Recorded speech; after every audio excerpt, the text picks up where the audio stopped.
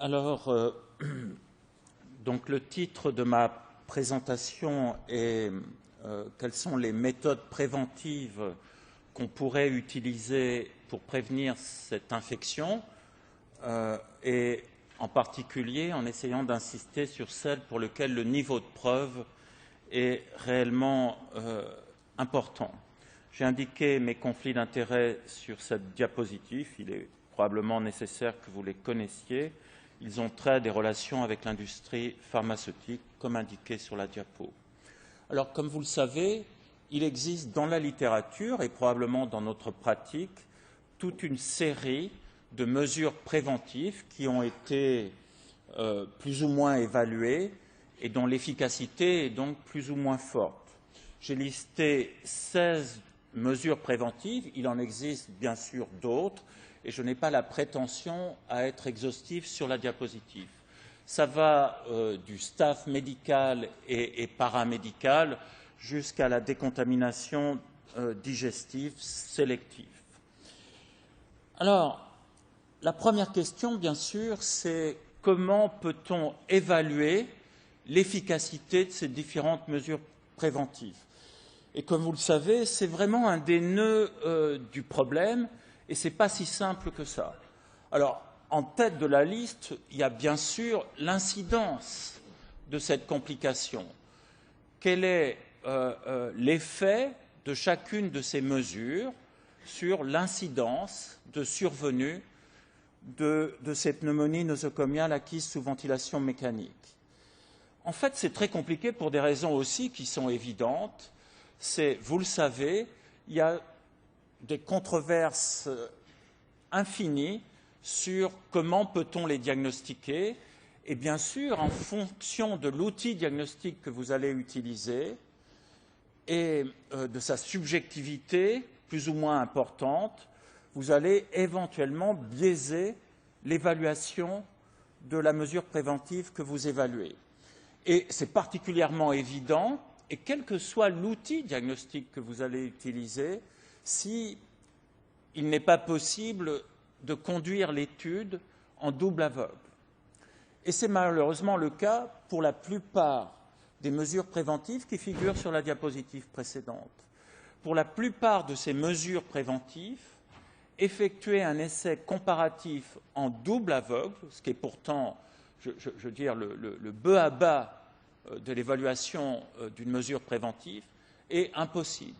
On ne peut pas, par exemple, prenons par exemple l'évaluation de l'intérêt potentiel de l'aspiration des sécrétions oropharyngées au-dessus du ballonnet de la sonde d'intubation, il est pratiquement impossible de conduire l'évaluation d'une telle mesure en double aveugle. Donc, beaucoup de problèmes pour évaluer ce type de mesure à partir seulement de l'incidence des pneumonies nosocomiales observées dans les deux groupes.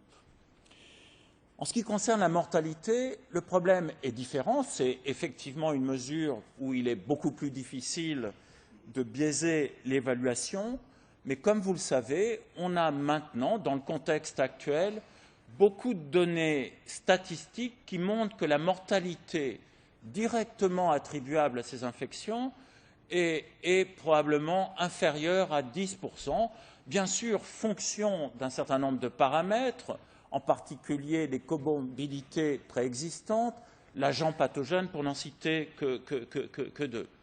Et donc, il est pratiquement hors de portée d'utiliser la mortalité, puisqu'en fait, on ne peut utiliser que la mortalité totale observée pour conduire ce type d'études. Ça obligerait à des effectifs dans chacun des deux bras de plusieurs milliers de malades. Donc c'est quasiment impossible, sauf effectivement dans le cadre de méta-analyse, mais avec les limitations méthodologiques qui s'appliquent à ce moment-là. La durée de la ventilation mécanique est un critère de jugement solide.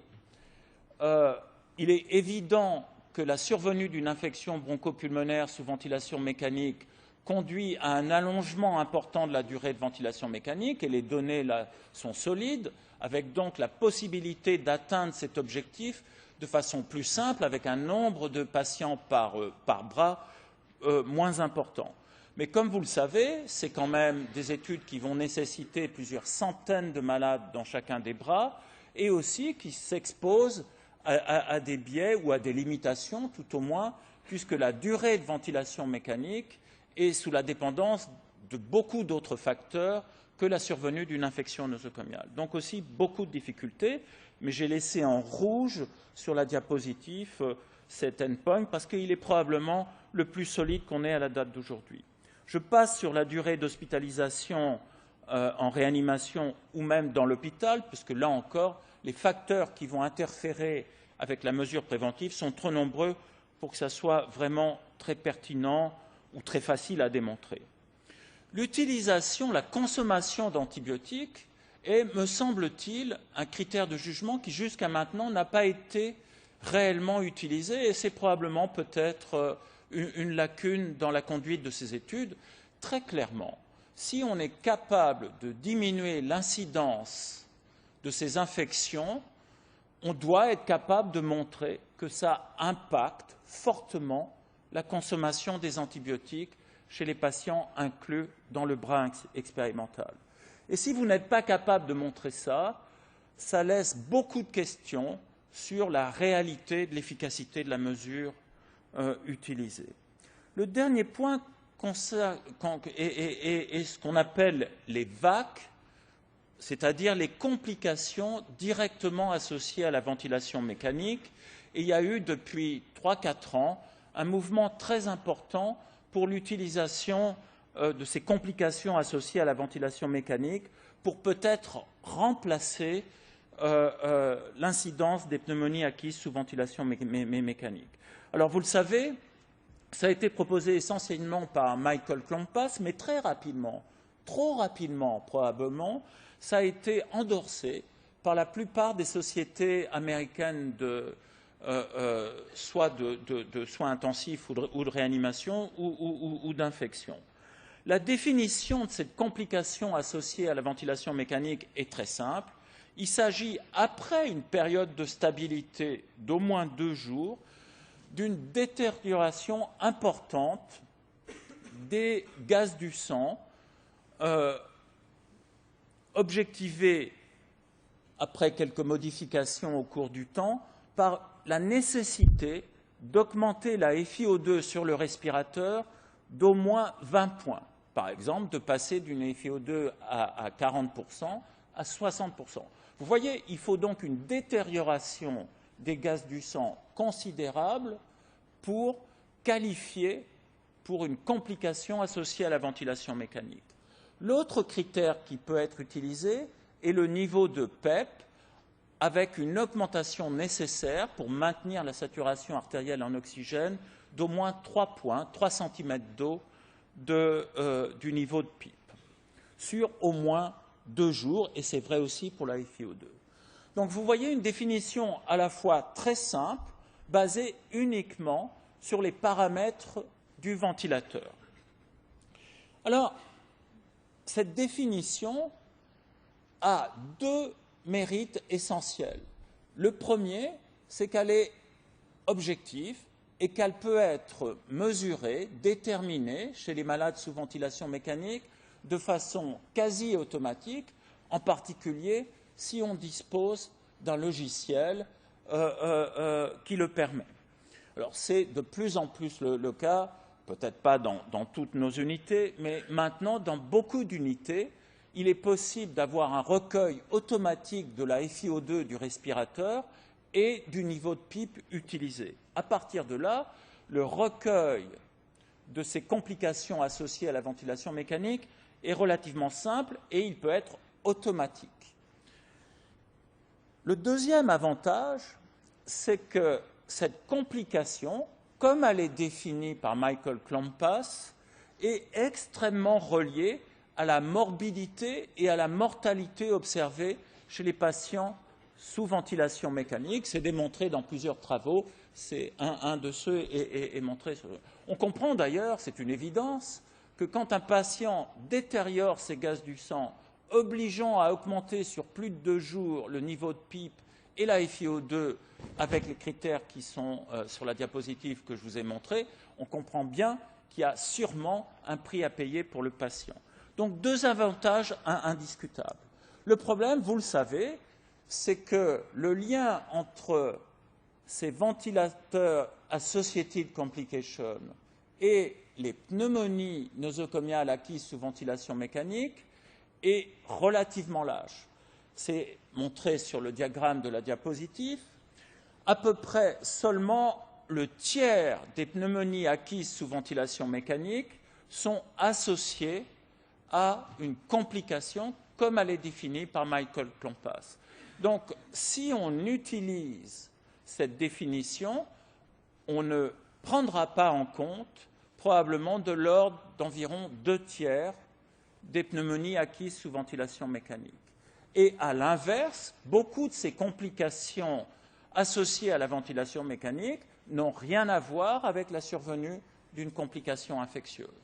On peut modifier la définition en demandant que la complication associée à la ventilation mécanique soit associée à la prescription par les docteurs d'une antibiothérapie sur une durée d'au moins 4 jours. C'est ce qui permet de définir une complication associée à la ventilation mécanique d'origine infectieuse bactérienne, puisque les docteurs en charge du patient ont prescrit des antibiotiques.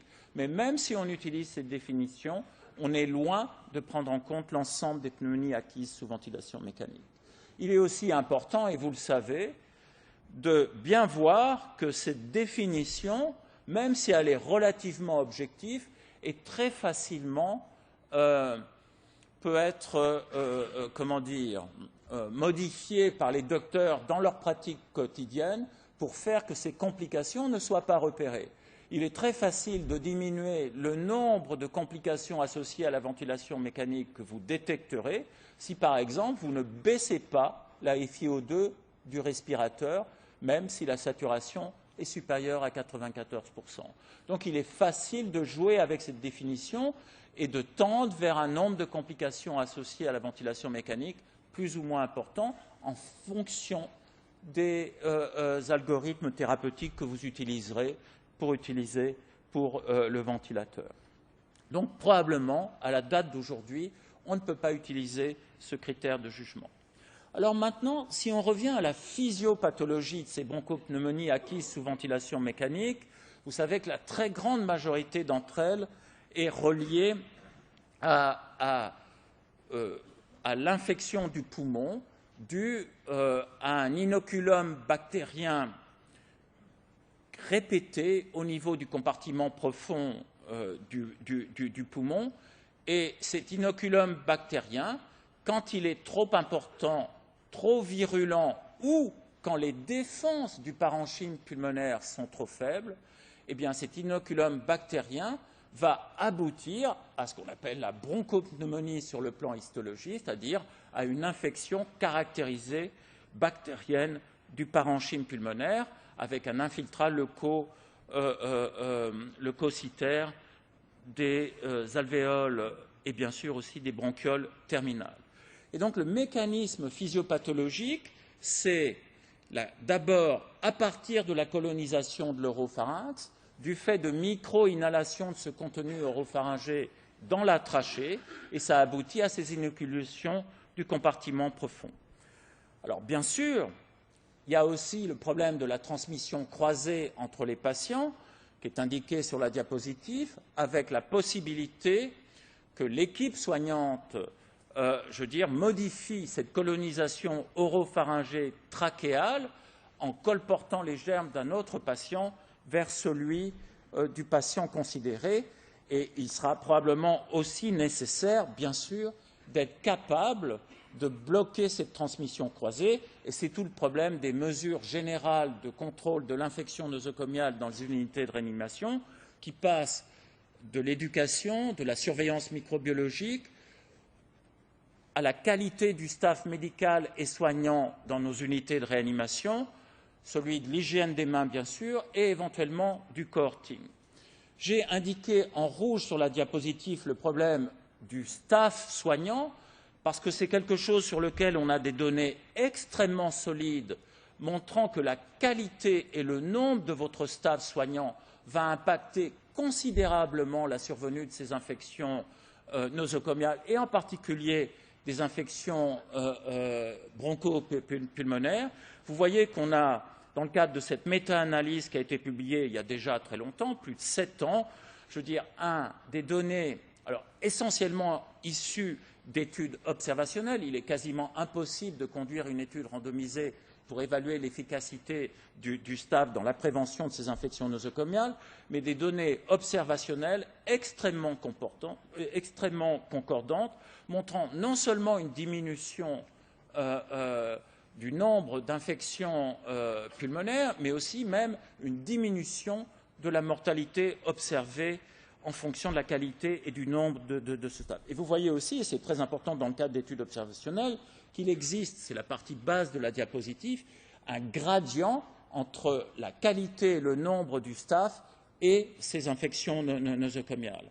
Alors, pour moi, c'est important parce que c'est quelque chose qu'on considère souvent en France comme n'ayant pas de moyens, en disant voilà, la direction de l'hôpital vous donne tant d'infirmières, tant d'aides-soignantes, tant de docteurs, circulez, il n'y a rien à voir. Je pense qu'on a un rôle à ce niveau-là pour obtenir de notre direction les moyens nécessaires à la prise en charge de nos malades.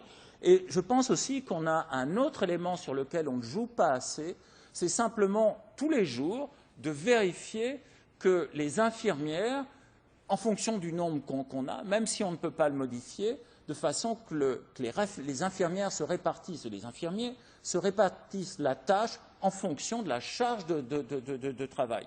Il est très facile maintenant, avec les logiciels dont on dispose, de calculer pour chacun des malades hospitalisés dans nos services la charge de travail. On peut utiliser, par exemple, c'est ce qu'on fait dans le service, le SCORTIS. Il a beaucoup d'imperfections, mais quand même, ça donne un reflet de la charge de travail pour chacun des malades. Et en fonction de ça, en fonction du nombre d'infirmières que vous avez, vous pouvez les répartir. Il n'y a pas de raison qu'une infirmière ait 2,5 malades ou 2 malades ou 3 malades dans l'unité, je veux dire, si la gravité des malades n'est pas la même. Donc on peut probablement faire des progrès à ce niveau-là.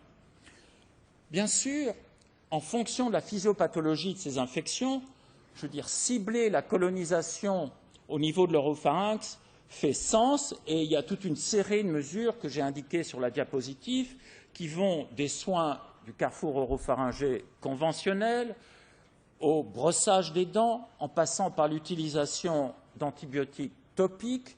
Je veux dire, c'est ce qu'on appelle la décontamination oropharyngée sélective. J'y reviendrai tout à l'heure. On a pu aussi envisager d'utiliser des peptides avec une action antimicrobienne, par exemple l'iséganan, et aussi, et je l'ai indiqué en bleu sur la diapositive parce qu'à la date d'aujourd'hui, il existe beaucoup de controverses sur l'efficacité réelle de la chlorhexidine dans la prévention de ces infections bronchopulmonaires. On a effectivement, vous voyez qu'un nombre important d'études ont été consacrées à l'évaluation de la chlorhexidine dans la prévention des pneumonies acquises sous ventilation mécanique. Dans le cadre, il y a eu, à ma connaissance, 5 ou 6 méta-analyses effectuées. Je vous montre la dernière qui a été publiée dans JAMA Internal Medicine, 2014, mois de mai. Vous voyez qu'il y a un bénéfice si on poule l'ensemble des résultats de ces études, mais Michael Klompas, tout aujourd'hui, insiste sur le fait qu'en fait, l'essentiel du bénéfice est observé chez des malades en post-op de chirurgie cardiaque. Et en fait, si on exclut ces malades et on restreint l'analyse à une population de malades plus standard, vous voyez que là, que le bénéfice est beaucoup moins net et que, de toute façon, il n'y a pas de bénéfice vrai sur la mortalité, même en poulant un nombre extrêmement important de malades, ni même de bénéfice sur la durée de la ventilation mécanique. À la date d'aujourd'hui, même si l'utilisation d'une solution de chlorhexidine est largement utilisée dans la plupart de nos unités de réanimation, il faut être tout à fait clair pour reconnaître que le niveau de preuve est relativement bas et probablement discutable. Alors, comme vous le savez, là encore, et c'est un problème général dans l'évaluation de ces mesures de prévention, il y a 2 problèmes qui se posent. C'est bien beau de dire qu'on utilise de la chlorhexidine, mais 2 choses interviennent. Premièrement, le nombre de fois où vous allez réellement utiliser cette solution de chlorhexidine dans la journée pendant le nictémère, ce n'est pas la même chose de l'utiliser 2, 3 ou 4 fois par jour, ou peut-être 8 fois par jour, avec tous les problèmes que ça pose. Ça pose aussi le problème de l'adhérence de l'équipe soignante à la réalisation de ces soins du carrefour oropharyngé, ce qui n'est pas si simple que ça en pratique quotidienne. Et puis, bien sûr, ça pose aussi le problème du type de la solution chlorhexidine que vous allez utiliser. En France, les solutions qui sont commercialisées sont des solutions à 0,12%, donc des concentrations de chlorhexidine relativement basses, bien tolérées mais relativement basses, avec une efficacité microbiologique qui n'est pas très importante. On peut utiliser des gels de chlorhexidine, mais là encore, la concentration en chlorhexidine est de l'ordre de 0,2. Et en fait, il y a une différence importante en fonction de la concentration de chlorhexidine et du nombre de fois que vous allez utiliser. C'est un travail qu'on a fait avec Jean-Louis Trouillet dans le service, qu'on n'a pas publié d'ailleurs, comparant plusieurs protocoles de décontamination avec la chlorhexidine du carrefour oropharyngé. Et vous voyez que, tout simplement en regardant l'effet de ces protocoles d'utilisation de la chlorhexidine sur la flore oropharyngée et sur la colonisation trachéale, en fonction du protocole que vous utilisez, vous aurez une efficacité bactériologique très différente. Très clairement, si on veut une efficacité, il faut probablement utiliser des concentrations fortement dosées, au moins 1%, et probablement même 2%, et les études réellement positives sont positives quand les investigateurs ont utilisé 2%, mais dans ce cas-là, il y a un risque très important d'effets secondaires. On discutera ce point si vous le souhaitez. Bloquer la colonisation trachéale fait aussi, sur le plan physiopathologique, sens. Et là encore, on a toute une série de mesures dont l'efficacité est plus ou moins prouvée. Ça va de la durée d'exposition, c'est-à-dire tout simplement, est-ce qu'on peut, en diminuant la durée de la ventilation mécanique, réduire ces infections bronchopulmonaires? La réponse, à l'évidence, est oui. Si vous êtes capable de réduire la durée d'exposition au risque, par définition, vous allez réduire le nombre de pneumonies acquises sous ventilation mécanique. La politique de l'antibiothérapie que vous allez mener va aussi impacter fortement cette colonisation sous-glottique. La position du patient peut-être aussi. Si vous utilisez l'aspiration de l'espace sous-glottique, si vous monitorez la pression dans le ballonnet ou si vous utilisez des ballonnets ou des sondes d'intubation spécifiques, comme indiqué sur la diapositive, on peut aussi imaginer, et c'est une voie d'investigation actuelle, l'utilisation de protocoles de vaccination dans le but d'éviter la colonisation de l'arbre trachéobronchique par des bactéries, par exemple Staphylococcus aureus ou Pseudomonas aeruginosa. C'est pour le moment du domaine de l'investigation et aucun résultat probant n'a été pour le moment démontré. La durée de l'exposition, très clairement, je veux dire, et là on a une responsabilité très forte, si on peut éviter que le malade soit intubé, bien sûr, il faut le faire, et à l'inverse, si on a été obligé d'intuber le patient, il faut tout faire pour que la durée de ventilation mécanique soit raccourcie le plus possible, et vous savez qu'on a, avec des niveaux de preuve très forts, un certain nombre de moyens, en particulier en jouant sur les protocoles de sédation et sur les protocoles de sevrage de la ventilation mécanique, des moyens très importants pour réduire cette durée de ventilation mécanique. J'insiste aussi sur la mobilisation des patients. Sortir les malades du lit, c'est probablement une des mesures les plus efficaces en réanimation, non seulement sur la prévention des infections nosocomiales, mais aussi sur beaucoup d'autres choses, comme vous le savez. La position du patient. Là encore, c'est sûrement une des mesures qui est le plus souvent mise en tête des listes des care bundles qu'on utilise dans nos unités. En fait, vous savez que le niveau de preuve est vraiment très faible. Il y a ce papier initial de l'équipe de Tony Torres publié il y a déjà longtemps dans le Lancet. Très petit nombre de malades, des résultats époustouflants comparant le décubitus dorsal strict versus la position demi-assise. En fait, vous le savez, Mark Bonten, dans le cadre d'une étude probablement méthodologiquement plus solide, a montré deux choses. Premièrement, qu'il est pratiquement impossible, même dans le cadre d'une unité de réanimation hollandaise, et ça n'a rien à voir, comme vous le savez, avec ce qui se passe dans beaucoup de nos unités, il est pratiquement impossible d'obtenir plus qu'en moyenne de 20 à 23% de passage en position semi-assise, c'est-à-dire qu'obtenir 45%, c'est quasiment impossible, et peut-être pas souhaitable d'ailleurs, et aussi que dans les soins conventionnels, c'est exceptionnel qu'on laisse un patient en décubitus dorsal strict, et il ne faut sûrement pas faire ça, bien sûr. Vous voyez que dans le cadre de l'étude, avec une méthodologie solide, il n'y a aucune différence statistique entre les deux groupes de patients dans cette étude-là. Alors, ça ne veut pas dire qu'il faut laisser les patients, encore une fois, en position décubitus strict. Il faut, en particulier, s'ils sont alimentés, ça va de soi. L'aspiration de l'espace sous-glottique, on a 14 études à la date d'aujourd'hui, je crois, randomisées, ayant montré, quand on poule les résultats, une efficacité, j'allais dire indiscutable, le mot, l'adjectif est le problème trop fort, mais il y a une différence hautement significative entre les deux groupes en faveur de l'utilisation de cette technique, comme indiqué sur la diapositive. Et là, c'est une des seules mesures préventives pour lesquelles on a pu montrer, dans le cadre d'une méta-analyse, et c'est une diminution de la durée de la ventilation mécanique. Très récemment, l'équipe de Pierre Damas, donc en Belgique, a conduit une nouvelle étude randomisée, assez solide sur le plan méthodologique, montrant que cette méthode permet effectivement de réduire la survenue de ces infections bronchopulmonaires sous ventilation mécanique, avec comme bonus un bénéfice, et c'est la première fois où ce critère a été utilisé, sur la consommation d'antibiotiques, donc renforçant les conclusions qu'on peut avoir.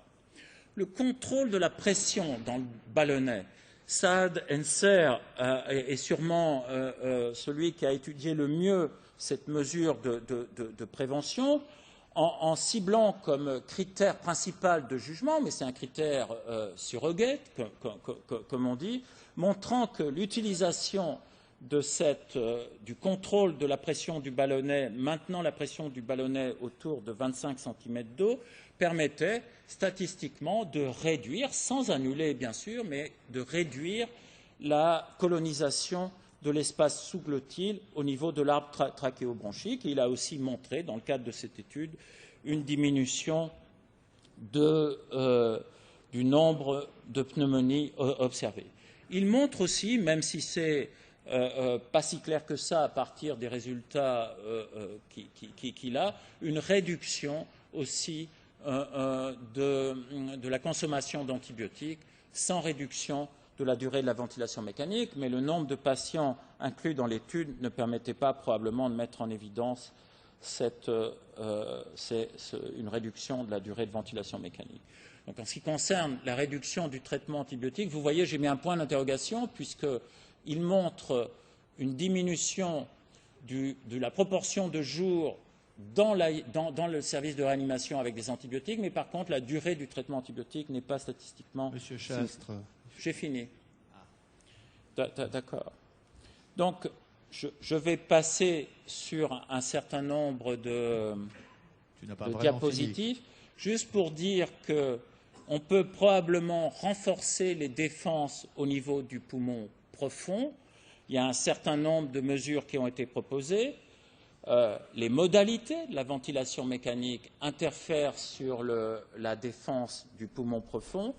La stratégie de transfusion probablement aussi, et un truc qui est impossible à obtenir dans une unité de réanimation, c'est le fait que le personnel soignant soit vacciné contre la grippe chaque année. Je veux dire, rien n'est plus absurde quand même que de contaminer avec le virus de la grippe un malade qui est sous ventilation mécanique. Le niveau de preuve est relativement faible, je l'admets, mais ça me semble être du bon sens. Juste pour finir, si vous le permettez, quelle que soit la liste de ces mesures que vous allez utiliser, il faudra bien sûr les combiner, mais reste le problème d'avoir une vraie politique de prévention de cette infection nosocomiale. Ça veut dire un protocole explicite, disant exactement ce que vous souhaitez faire dans votre unité de réanimation, Et deuxièmement, être certain que votre checklist est réellement mise en place dans votre service. Et croyez-moi, c'est du travail, vraiment beaucoup de travail. Peut-être qu'on arrivera à le faire quand Big Brother sera dans les unités de réanimation. Ça a été démontré pour l'hygiène des mains, par exemple, mais je crois que le chemin est encore un peu long. Ceci dit, même si tout ça n'est pas des sciences dures, je pense qu'en médecine, ça ne nous empêche pas d'essayer quand même de prévenir cette infection. Désolé d'avoir été trop long.